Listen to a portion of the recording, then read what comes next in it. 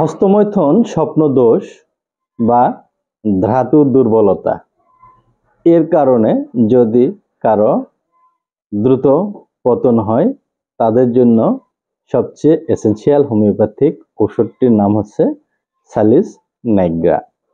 স্যালিস Niagara কিভাবে খাবেন, কি পরিমাণে খাবেন? যদি অতিরিক্ত মাস্টারবেশন, অতিরিক্ত স্পার্মাটোরিয়া বা অতিরিক্ত নকটারাল ইমোশন হয় তাদের জন্য স্যালিস নাইগ্রা মাদার টিংচার, এটি 30 ml বোতলে নিয়ে 10 ফোঁটা করে 3 বেলা খাবারের পরে সামান্য পানি সহ খেতে হবে।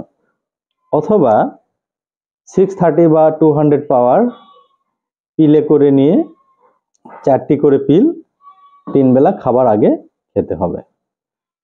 যদি এইভাবে কন্টিনিউ একটা সময় মেনটেন করা হয় তাদের অতিরিক্ত স্বপ্নদোষ বা অতিরিক্ত নকটারাল ইমোশন হয় তাদের সেই সমস্যাটি ডে বাই ডে ডেভেলপ করে এবং ইন্টারকোর্সের সময় তাদের আগের যে দুর্বলতা এটি আর থাকে না।